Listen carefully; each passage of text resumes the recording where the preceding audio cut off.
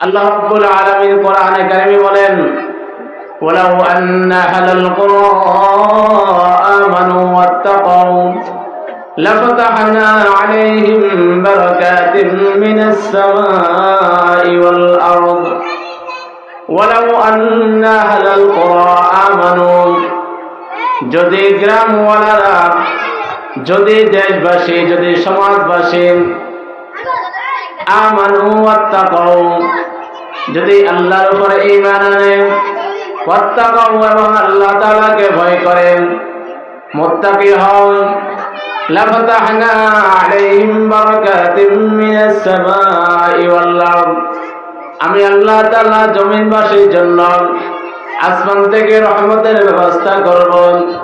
লাফাতাহনা আলাইহিম বারাকাতিন মিনাস সামাই ওয়াল আরদ, আমি আল্লাহ তাআলা আসমান থেকে বরকতের ব্যবস্থা করব, আমি আল্লাহ তাআলা আসমান থেকে রহমতের ব্যবস্থা করব।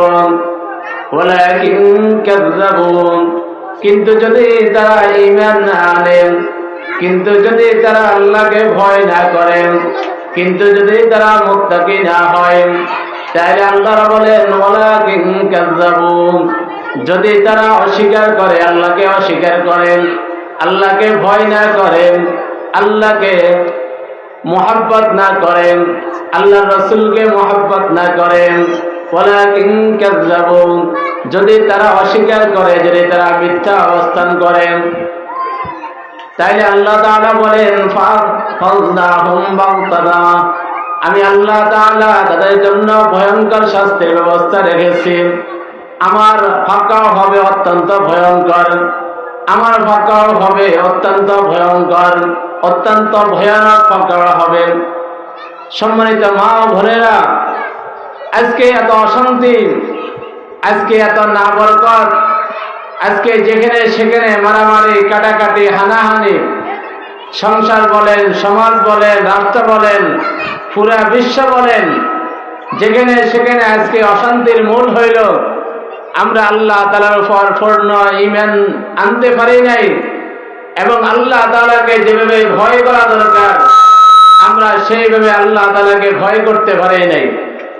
যদি আল্লাহ তাআলাকে সেভাবে ভয় করতে পারতাম, যদি আমার ঈমানটা সেরকম মজবুত ঈমান হইতো, তাহলে আজকে এমন অশান্তির বেড়াজালে আমরা বসবাস করতে হইতো না।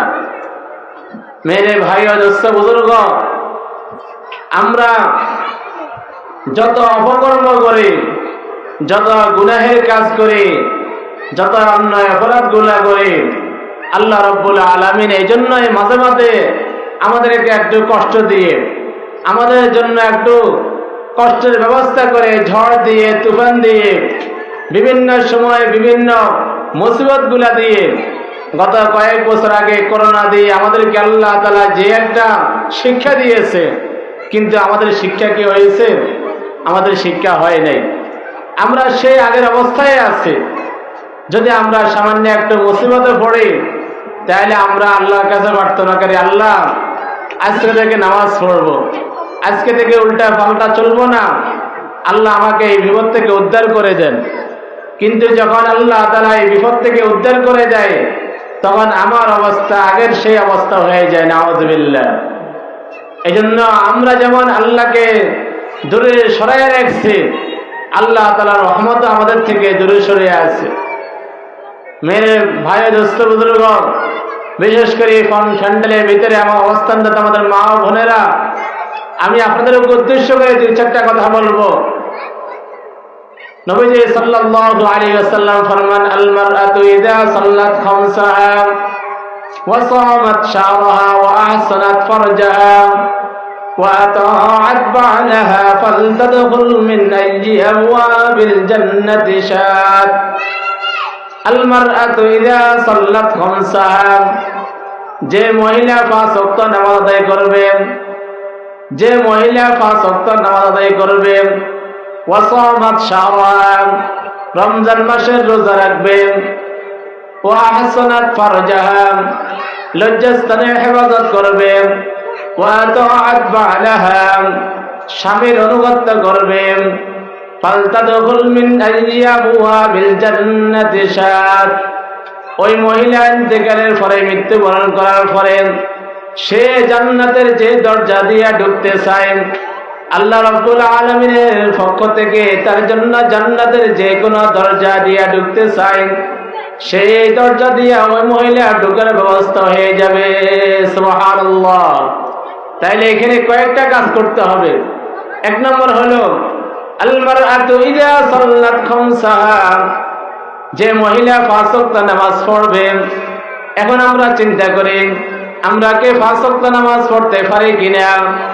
অনেক সময় আমরা মা বোনরা নামাজ পড়ি, তো ফজর পড়ছি তো জোহর পড়ি না, জোহর পড়ছি তো আসর পড়ি না, আসর পড়ছি তো মাগরিব পড়ি না, মাগরিব হয়তো কোনো কারণে পড়ছি কিন্তু এশার নামাজ না পড়িয়া ঘুমাইয়া আছে। তাইলে বুঝে গেল আমাদের এখানেও কমতি আছে। তাইলে আমি জান্নাতের আশা করি, আমার 1 নম্বরে কমতি আছে। অথচ নামাজ হইল একজন মানুষ মুসলমান হওয়ার পরে, ইমানদার হওয়ার পরে, মুসলমান বালেগ হওয়ার পরে, বুঝদার হওয়ার পরে তার জন্য প্রথম শর্ত হইল নামাজ আদায় করা।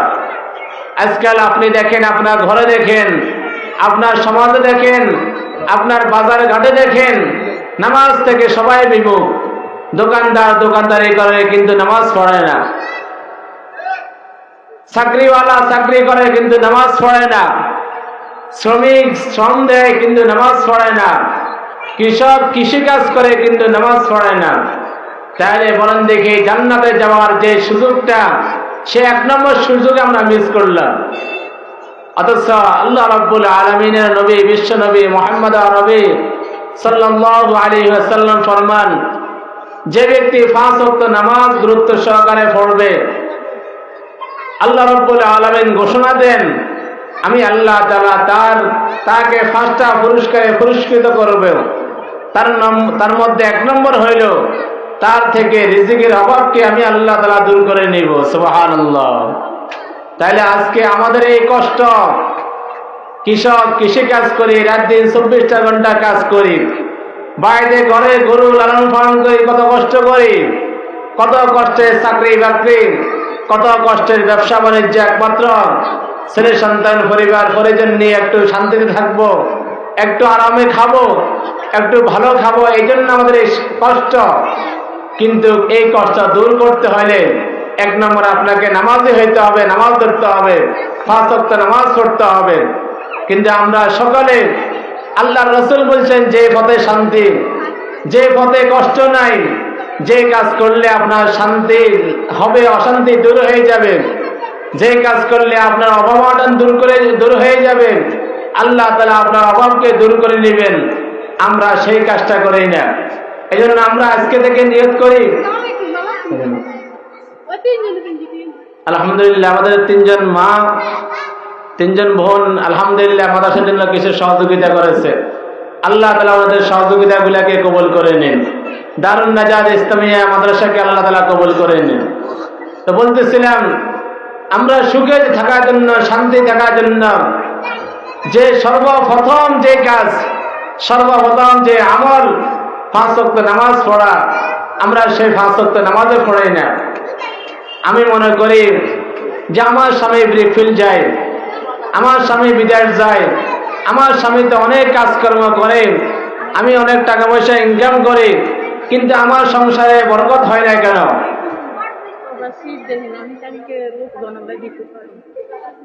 প্রবাসী ইব্রাহিম ভাইয়ের স্ত্রী মাদ্রাসার জন্য 1000 টাকা দান করেছেন। আল্লাহ তাআলা ওনার দানকে কবুল করুন, সবাই বলুন আমিন।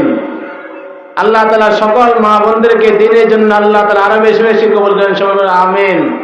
বিশেষ করে প্রবাসী ইব্রাহিম ভাইকে আল্লাহ তাআলা বিদেশের মাটিতে ভালো রাখুক। সম্মানিত উপস্থিতি, বলতেছিলাম যে আমরা আজকে থেকে প্রতিজ্ঞা করব যে আমার ঘরে শান্তি রাখতে হলে আমাকে 5 ওয়াক্ত নামাজ পড়তে হবে। আমার মেয়ে আমার কথা শুনে না, আমি মেয়েকে আমার 5 ওয়াক্ত নামাজের সাথে লাগাই দিই। যখন মেয়েটার আল্লাহর সাথে সম্পর্ক হয়ে যাবে, ইনশাআল্লাহ এই মেয়ে আমার কথা শুনবে। আমার ছেলে আমার কথা শুনে না, ছেলের মন মতো চলাফেরা করে, আমার ছেলেকে আজকে থেকে 5 ওয়াক্ত নামাজের সাথে লাগাই দিই। যখন আল্লাহর সাথে তার সম্পর্ক হয়ে যাবে, তাহলে ইনশাআল্লাহ ওই ছেলেটা উল্টা সিধা চলবে না, ওই ছেলেটা উল্টা পথে চলবে না, ছেলেটাও ইনশাআল্লাহ আমার কথা মতো আমার পথে চলার চেষ্টা করবে। তাইলে স্বামী স্ত্রীর ঝগড়া, আমার স্বামীকে আজকে থেকে আমি নামাজের সাথে সম্পর্ক করাই দিই, ইনশাল্লাহ এই স্বামী পথভ্রষ্ট হবে না। স্বামী মদ খায়, গাঁজা খায়, তাস খেলে, জুয়া খেলে, বিভিন্ন বাজে কাজে চলে, আমার অনেক চেষ্টা বৃথা গিয়েছে।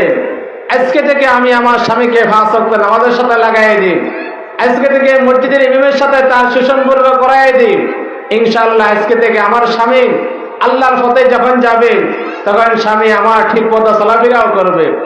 ঘরের স্ত্রী কথা শুনে না, স্ত্রীকে 5 ওয়াক্ত নামাজের সাথে সম্পর্ক করাই দেন, ইনশাআল্লাহ ওই মহিলা আপনার কথাও শুনবে, ইনশাআল্লাহ ওই মহিলার ঘরের মধ্যে বরকত হবে।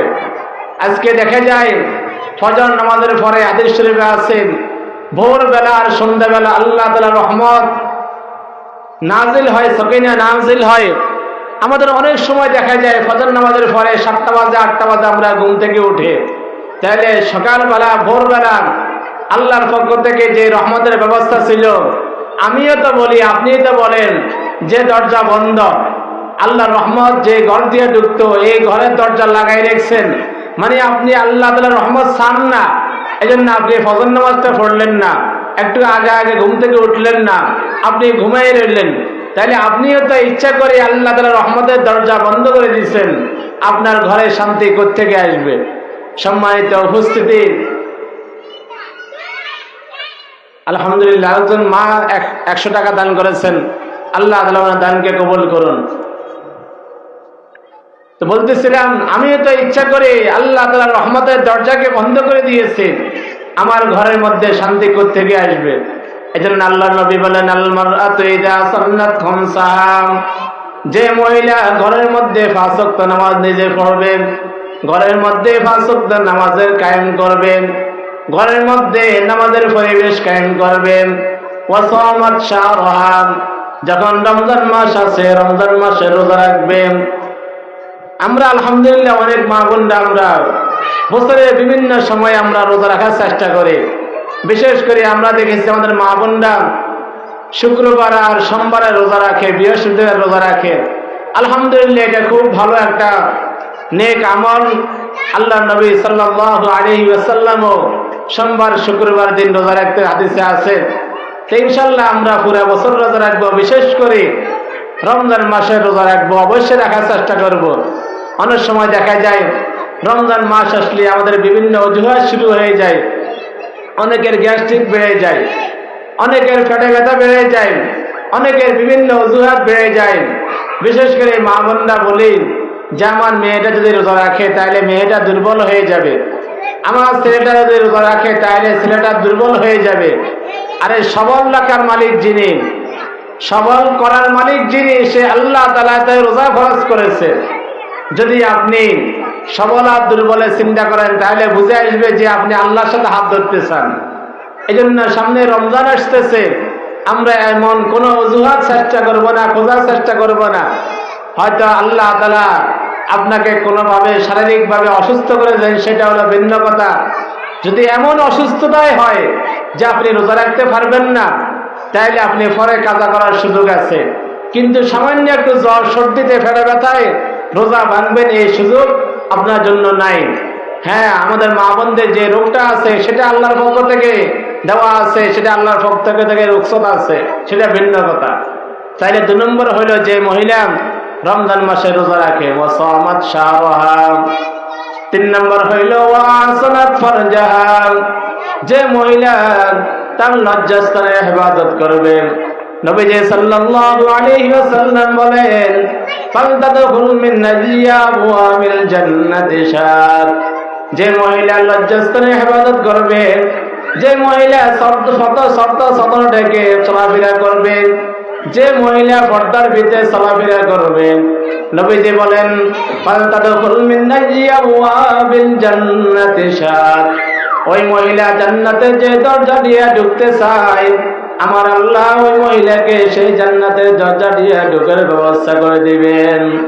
আমাদের মা বোনদের বর্তমানে সবচেয়ে যে নাকামি, সবচেয়ে বড় যে অবহেলা, সেটা হলো পর্দা করে না। দেখবেন বোরকা পরে কিন্তু মুখ খোলা রাখে, তাইলে এটা হইল ঘরে জানালা সব কিছু বন্ধ করলাম, জানালা আছে 5, 7টা 10টা, সব জানালা বন্ধ করলাম, কিন্তু ঘরের যে মেন দরজা সেই দরজায় খোলা রাখলাম। এখন একটা ফ্যাশন হয়ে গেছে, ফ্যাশন বড় লোকের মহিলারা বেশিরভাগ করে বোরকা পরে কিন্তু মুখ খোলা রাখে। একজন মহিলার সুন্দর কালো ভালো মন্দ সব কিছু বোঝার মাধ্যম হইলে চেহারা, এখন ফ্যাশন করে চেহারায় খোলা রাখে। তাহলে যদি আপনি চেহারায় খোলা রাখলেন, তাহলে ঘরে জানালা সব কিছু বন্ধ করলেন, সবগুলা বন্ধ করলেন, কিন্তু দুয়ারটা খোলা রাখলেন। মানে আমি সব কিছু বন্ধ করছি ঠিক আছে, কিন্তু চোর যেখান দিয়ে ঢুকান মেন দরজা, মেন যে জায়গা সেটাই খোলা রাখলাম, তাহলে চোরের জন্য চুরি করতে সুবিধা হবে। আমাদের মা বোনরা ফ্যাশন করে বোরকা লাগা, কি সুন্দর বোরকা, কিন্তু দেখা যায় মুখটা খোলা রাখে, বাজারে যায় মুখ খোলা রাখে, ডাক্তারের কাছে যায় মুখ খোলা রাখে, মার্কেটিং করতে যায় মুখ খোলা রাখে। তাহলে আপনি আর কিসের পর্দা করলেন? আল্লাহ তাআলা আপনাদেরকে তৌফিক দান করে পরিপূর্ণ পর্দা করার। সম্মানিত মা ও বোনেরা, দেখা যায় পর্দার ব্যাপারে সবচেয়ে বড় অবহেলা হয় বর্তমানে। দেখবেন গ্রামগঞ্জগুলাতে শুধু মসজিদের হুজুরের সাথে পর্দা করে, আর কারোর সাথে পর্দা করে না। ফেরিয়ালা আসলে দৌড়ি সবাই ফেরিয়ালার কাছে চলে যায়। দেখবেন মাছ ব্যবসায়ী আসলে মাছওয়ালার কাছে সবাই চলে যায়। রাস্তা দিয়ে আইসক্রিমওয়ালা যায়, আইসক্রিমওয়ালার কাছে সবাই চলে যায়। মানে অর্থাৎ সবার সাথে পর্দা করা দরকার নাই, শুধু মসজিদের হুজুরের সাথে পর্দা করে। আমাদের এক হুজুর এ সম্পর্কে একটা আলোচনা করেছিলেন যে একজন দাদি আর নাতি দাঁড়িয়ে আছেন, কতক্ষণ পরে বাড়ির সামনে দিকে ফেরিওয়ালা গেছে, তো দাদি তাড়াতাড়ি করে মুখের কাপড়গুলা টানে দিয়েছে, মুখের টানি দেয় নাই, মুখের কাপড় নিয়ে ফেরিওয়ালার কাছে চলে গেছে, সেখান থেকে কিছু কেনাকাটা করতেছে। তারপরে কিছুক্ষণ পর আর একজন ব্যবসায়ী আসলেন, উনি ওখান দিয়ে ডাক দিচ্ছেন, দাদি তাড়াতাড়ি করে ওখানে চলে গিয়েছে। তো নাতি বলতেছে, দাদি আপনি ফেরিওয়ালার কাছে যাইলেন, এটা হইল নি, আপনি পর্দা করলেন না। নাতি বলতেছে, আরে অসুবিধা কি, উনি তো আমাদের এলাকার লোক, আমাদের মানুষ, অসুবিধা কি? কিছুক্ষণ পরে যাবার আবার একজন আসলে বললে যে না দাদি আপনি ওনার সাথে পর্দা করলেন না, এটা কি ঠিক হইল? বলছে যে অসুবিধা কি, আমাদের এলাকাতে লোক, আমাদের আত্মীয় স্বজন মানুষ, আমাদের পরিচিত মানুষ, অসুবিধা কোথায়? আবার কিছুক্ষণ পরে আরেকজন ব্যবসায়ী আসলেন, দাদি আবার ওনার থেকে কিছু কেনাকাটা করার জন্য গেলেন, আবারও নাতির সেই কথা। কিছুক্ষণ পরে আবার একটা লোক বাড়িতে আসলো, দাদি তার সামনে মুখ খোলা রাখে কথাবার্তা বলতেছে। নাতি বলতেছে, দাদি আপনি তো ওনার সাথেও পর্দা করলেন না। তো দাদি বলতেছে, আরে অসুবিধা কোথায়, আমাদের তো আপনজন, আমাদের তো আত্মীয় স্বজন। কিছুক্ষণ পর মসজিদের ইমাম সাহেব এখান দিয়ে যাইতেছে, দাদি তাড়াতাড়ি করে ঘন্টাটা টেনে দিয়ে পর্দা করতেছে। নাতি বলতেছে, দাদি এরকম করেন কেন? উনি তো আমাদের মসজিদের ইমাম সাহেব, ওনার সাথে আপনি এরকম পর্দা করেন কেন? বলতেছেন যে বেটার সাথে, উনি বেটা মানুষ, ওনার সাথে পর্দা করতে হবে। তখন নাতি বলতেছে, ভাই দাদি তাহলে আগে যে 3-4 জন গেছে ওনারা বেড়া নয়, শুধু কি মসজিদের ইমাম সাহেব বেড়া, আর কেউ বেড়া নয়? আপনি সবার সাথে দেখা সাক্ষাৎ করলেন, শুধু মসজিদের ইমাম সাহেবকে বেড়া মনে করলেন। তাহলে বুঝে গেল সমাজের সবচেয়ে বড় বেড়া হইল মসজিদের ইমাম সাহেব। আলহামদুলিল্লাহ, এটা আমরা গর্বিত, কারণ আমাদেরকে আপনারা বেড়া মনে করেন, পুরুষ মনে করেন। আর যাদের সাথে পর্দা করেন না, তাদের সাথে অফেন দেখাশোনা করেন, তাদেরকে আপনারা বেড়াও মনে করেন না। তাইলে বুঝে গেল যে আলহামদুলিল্লাহ আমাদের পুরুষদেরকে, আমাদের যে সমস্ত মা বোনরা দেখা সাক্ষাৎ দেন, দেখা সাক্ষাৎ করেন, আপনাকে বুঝতে হবে যে উনি হয়তো আপনার চাচা, আপন চাচা নয়, ভাইয়ের পাশের চাচা, ভাইয়ের পাশের ভাতিজা বা পাড়া প্রতিবেশী, কিন্তু উনি আপনার রক্তের ভাই নয়, উনি আপনার রক্ত সম্পর্কিত চাচা নয়, উনি আপনার স্বামী নয়, উনি আপনার শ্বশুর নয়, বাবা নয়। ওনার সাথে আপনাকে পর্দা রক্ষা করতে হবে। আল্লাহ রাব্বুল আলামিন কোরআনে কারিমে বিস্তারিত আলোচনা করছেন, লম্বা সময় লাগবে, যেহেতু আমার পরে মেহমান আসছে, আমি কথা লম্বা করব না। শুধু বলবো যে সমস্ত মা বোনরা পর্দার ব্যাপারে অজুহাত খুঁজেন, একটু আল্লাহর ওয়াস্তে পর্দা শুরু করেন। অনেক সময় দেখা যায় মা বোনরা বলে যে মুখোশ লাগাইলে নাক ছোঁয়া বন্ধ হয়ে যায়, নিঃশ্বাস বন্ধ হয়ে যায়। আপনাকে একটা আমি এক্সাম্পল দিই, যে করোনা আসছে সবাই কিন্তু মাস্ক লাগাইছে, ওই সময় কিন্তু নিঃশ্বাস বন্ধ হয় নাই, ওই সময় কিন্তু কষ্ট হয় নাই। এখন আমাদের অনেক মা বোনরা ফ্যাশন করে মুখের মধ্যে মাস্ক লাগাইয়া বাজারে যায়, কিন্তু উনি বোরকার সাথে যে মুখোশটা আছে সেই মুখোশটা লাগাইতে উনার মনে চায় না, কিন্তু মাস্ক লাগায়। মানে এমন একটা আধুনিক যুগে আসছে, মানে মনে চায় না যেটা করা দরকার সেটা করে না, যেটা করা দরকার নাই সেটাই করে।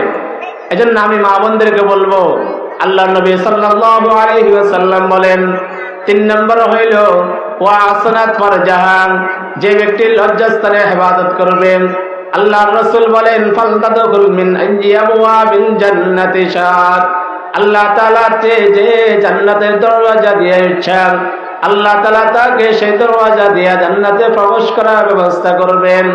তাইলে এখানে লজ্জাস্থান বলতে আমার পুরা শরীর, আমার পুরা বডি লজ্জাস্থান। আমরা এই জন্য চেষ্টা করব, অনেক সময় দেখা যায় আমাদের মা বোনেরা ফ্রি ম্যাক্সিম যেটা ফ্রি ভাবে চলাফেরা করতে অভ্যস্ত মা, আপনাকে আল্লাহ তাআলা ফ্রি ভাবে চলার জন্য দুনিয়াতে পাঠান নাই, আপনাকে ফরকিয়া করার জন্য আল্লাহ তাআলা দুনিয়াতে পাঠান নাই, আপনাকে অসম্ভবভাবে দুনিয়াতে চলাফেরা করার জন্য আল্লাহ তাআলা পাঠান নাই। আপনার স্বামী কত কষ্ট করে, আপনার স্বামী মাথার ঘাম পায় নাই শুধু আপনার শান্তির জন্য, শুধু আপনার ভালোর জন্য, কিন্তু আপনি কি করতেছেন? আপনি দেশে থেকে বাড়িতে বসে বসে কি করতেছেন? আল্লাহর কাছে জবাব দিতে হবে কিয়ামতের ময়দানে। স্বামীর প্রত্যেকটা টাকা পয়সা, প্রত্যেকটা আমানতের হিসাব আপনাকে পুঙ্খানুপুঙ্খভাবে দিতে হবে। এই জন্য আলহামদুলিল্লাহ আমাদের মা বোনরা দেখেন, এই যে মাদ্রাসা আলহামদুলিল্লাহ টাকা পয়সা দিতেছে। বর্তমানে অনেক মা বোনরা আছে এত কঠিন, দেখবেন দোকানে যাইয়া শাড়ি যেটা 300 সেটা 600 টাকা দিয়ে কিনে, ফেরিয়ালার মাল যেটা 200 সেটা কিন্তু 400 টাকা দিয়েও কিনে। কিন্তু যদি মাদ্রাসার জন্য চাউলের কালেকশন যায়, এক মুঠ চাল তার বাড়ি থেকে বের হয় না। যদি মাদ্রাসার কালেকশনের জন্য বলা হয়, মসজিদের জন্য কোনো কালেকশনের জন্য বলা হয়, ওনার হাত থেকে 10 টাকা বের হয় না। কিন্তু ফেরিওয়ালার কাছে যাইয়া আবার তবে টাকা খরচ করে, বাজারে যাইয়া আবার তবে টাকা খরচ করে, এরকম অনেক মা বোনরা আছে না।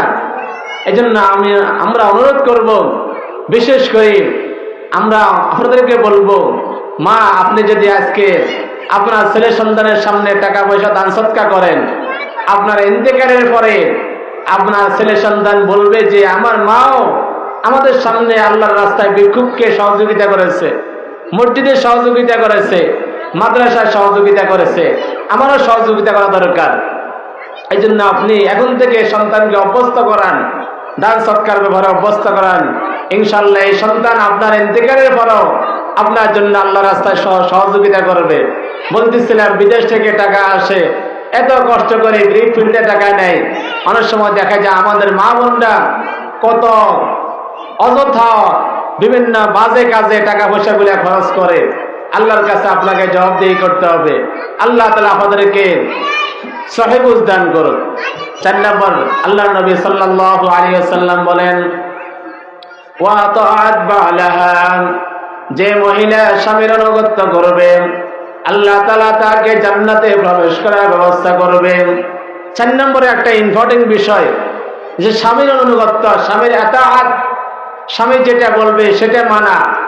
বর্তমানে সংসারে বাসা বাড়িতে ঘরে বাড়িতে এই জিনিসটা একবারে উঠেই গেছে, স্বামীর কথা শুনে না। যে স্বামী এত কষ্ট, যে স্বামী জীবন যুদ্ধ করে আপনার সংসারটা টিকে রেখেছে, সকালে ঘুম থেকে উঠে বাড়ি থেকে বের হয়ে যায়, সেই সন্ধ্যা বাড়িতে ফিরেন, সেই স্বামীর কথা শুনে না। স্বামী পশ্চিম দিকে যেতে বলে উনি উত্তর দিকে যায়, উত্তর দিকে যেতে বলে দক্ষিণ দিকে যায়। স্বামী কোনো কথা বললে গ্যাত গ্যাত করে উঠে না। বর্তমানে এই যে সংসারগুলোতে অশান্তি, আমাদের মা বোনদের কিছু অসতর্কতার কারণে হয়। অনেক সময় আমাদের মা বোনরা বলে স্বামী তো ভুল করে। হ্যাঁ, উনি তো ভুল করে। যে পুরুষটা 24টা ঘন্টা টেনশন মাথায় নিয়ে থাকে, উনি বাড়িতে আসলে আপনার একটু খেদমত করা দরকার, উনি গরম থেকে আসে একটু বিছানা পালানো দরকার, একটু আপনার ওনার ঘামটা মুছে দেওয়া দরকার। ওনার জন্য এক গ্লাস পানি নিয়ে বা শরবত নিয়ে সামনে আগায় দেওয়া দরকার। আপনি কি সেই খেদমত করেছেন?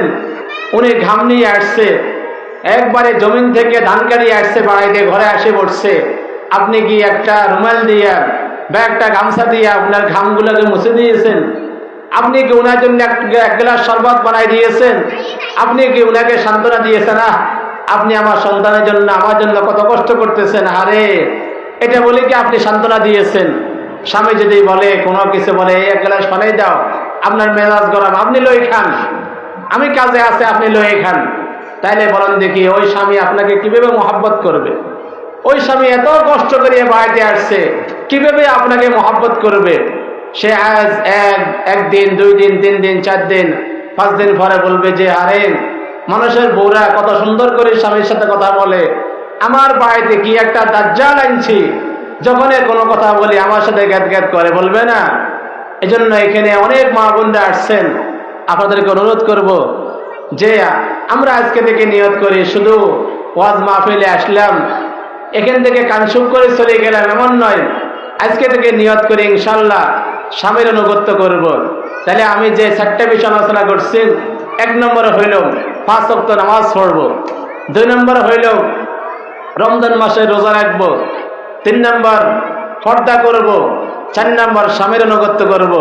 তাহলে আল্লাহ তাআলা আমাকে আপনাকে কি দিবে?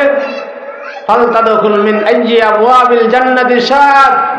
আপনি ইন্তেকালের পরে আপনি জান্নাতে যে দরজা দিয়ে আপনার ইচ্ছা, আল্লাহ তাআলা বলবেন যে আমার বান্দি তুমি আমাকে সন্তুষ্টি করেছো, আমিও তোমার উপর সন্তুষ্ট, তুমি জান্নাতে যে দরজা দিয়ে যাইতে চাও আমি আল্লাহ তাআলা তোমাকে অনুমতি দিলাম, তুমি যে জান্নাতে যাইতে চাও তোমার জন্য সেই জান্নাতের দরজা খোলা আছে। সুবহানাল্লাহ।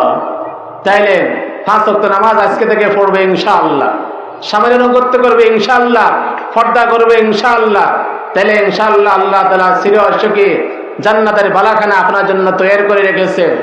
আল্লাহ তাআলা যে কথাগুলো বলেছেন আমাদের সবাইকে আমল করার তৌফিক দান করুন। সময় সংকীর্ণের জন্য পূর্ণাঙ্গ আলোচনা শেষ করতে পারলাম না। আল্লাহ তাআলা যেন যতটুকু আমল কথা বলেছে আল্লাহ তাআলা আমাদের মা বোনদেরকে এখান থেকে নিয়ে বাড়িতে আমল করার তৌফিক দান করুন।